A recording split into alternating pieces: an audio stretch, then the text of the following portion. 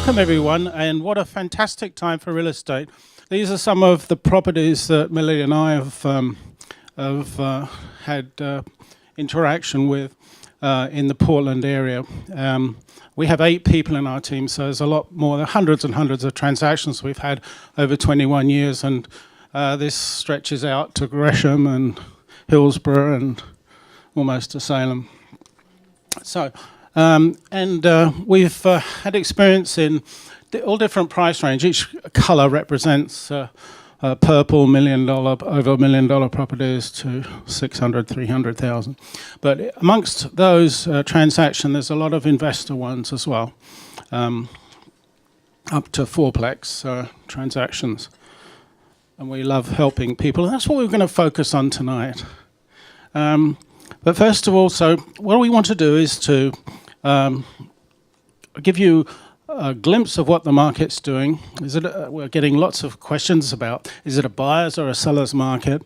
And should I buy or sell now or wait to the spring? And what's going to become clear is now is a fantastic time. There's these fantastic low interest rates, good rates for investors, and the rental market is really good.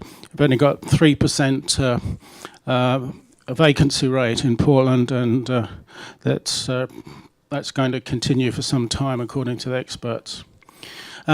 This graph tells you that there's a thing called Standard & Poor's Case-Shiller Index, and here we've got the blue line as the 20-city index for the whole United States, and then the red is the Portland area.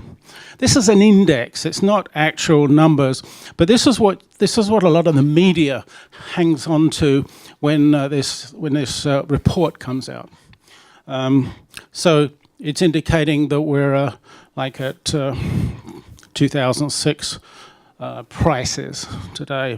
But I want to explain a little bit more. So if you look at the average sales price, this is straight off the RMLS. So you can see that we have, as far as the median price, we've recovered from, we're at the same price before the market declined in 07. But that's not the whole story. And this picture here, which is hard to understand, it's actually a map of Portland, and it's a map of the zip codes in Portland. This top bit is Vancouver. The Willamette River comes down here. And each color represents a measure of how much the market's recovered since the 07 peak. And so we see these light-coloured areas, like this area here is 97229, and that's in the white, which means it's recovered, basically, very, very close to being recovered. So that's a hot area, a lot of influence from Intel and Nike and stuff. And then look at this northeast one, and closer in southeast. 12.9, nearly 13% above what we were at the peak. But then there's other areas which are as far back as still 40% below those peaks. So we have got all sorts of ways to help you understand these numbers and how they might affect an investment that you make. This chart shows us how the prices have changed. You can see 2013, we had quite a big change. So we were seeing 10% plus, over 10%. In fact, in Portland, it was 13.9% at this time of year, 12 months appreciation. And that 12 months measure has gradually gone down. There's a little bleep here. These are national numbers. And then if we look at Portland numbers, we see here, from a peak here, we've seen a gradual decrease in the 12 months price change. And this is what we want. This is what we want. The government, and for a stable economy, we want to see like around the 5 months. The 5%, 4 to 5% price appreciation. That's nice and stable. If we'd have kept going here, we would be looking and worrying about another bubble. So these are very, very good signs here. Then in Portland, this is a snapshot of what's happening in Portland as of the very latest stats from RMLS. And you can see we've got fairly healthy days on the market. It's been steady around 60, 65 days on the market. And we're currently average sales price 6.6% appreciation from over the past 12 months. However, the last month to the month before, only 0.6%. So we're sort of level at the moment. Then the other thing we look at closely is the months of inventory. The number of months it would take, given the current transaction rate, the number of months it would take to eat up that inventory. And what the economists want is this around 6%, 6 months of inventory. That's measured as, that's an indicator of a balanced market, not a buyer's market, not a seller's market. And you see, nationally, we're real close to that. In Portland, we're a bit lower than that, but the trend has been here increasing. So we're increasing, the inventory's increasing, but still a ways off that 5-6 months. This next chart is a nice chart because it's showing the unemployment going down. And that's a really good sign because the more people employed, the more people have got funds to put into real estate and boost the economy and so on.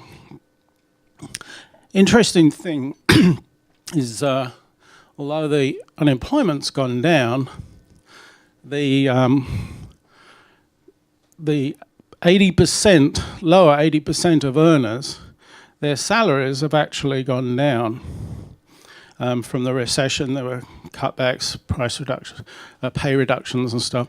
And the top 20% has ticked up. And this has affected the market. One thing it has affected is the rental market. Rental market is very good at the moment. And you can see where the appreciations in the different price ranges, you can see because we've got those high earners earning more, the luxury market has spiked up. We haven't done very well in this $100,000 because there's just not many houses, but they've all been bought and a lot of foreclosures it used to be. So this is not really relevant, but this is the average price here, and it goes down a bit. So in summary, first-time home buyers are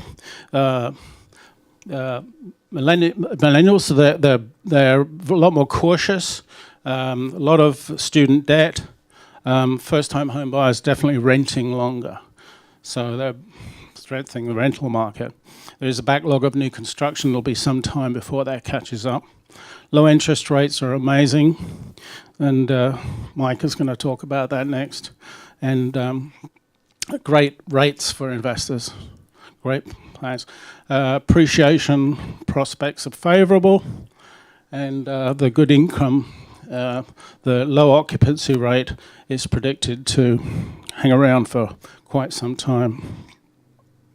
I'm going to mention something that we're doing. When we consult with someone about an investment and looking at opportunities for different types of rentals or investments, then we have these excellent books, a stack full of information about either flipping, holding on to real estate, or just general how to become a millionaire through real estate.